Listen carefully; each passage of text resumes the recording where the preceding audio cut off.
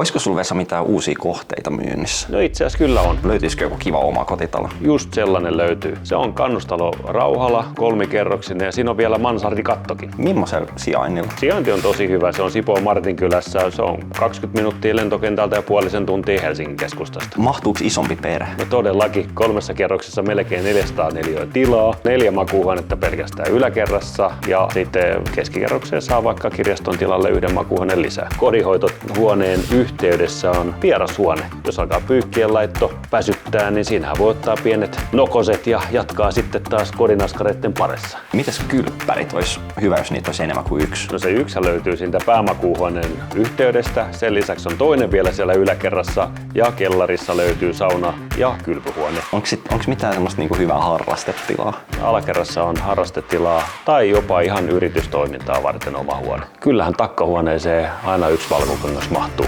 Valokuitu tuo kaikki pörineet ja pärinät sinne sitten. Onko täällä sit pihaa kuinka paljon? Piha-aluetta on yhteensä noin 6000 neliömetriä. Mihin ilmansuuntaan? No se on joka ilmansuuntaan.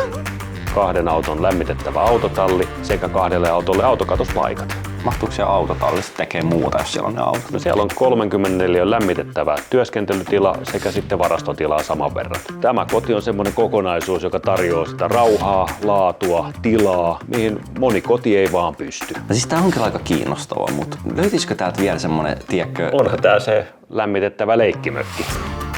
Tää on sellainen talo, että tää pitää nähdä itse. Tuu katsomaan.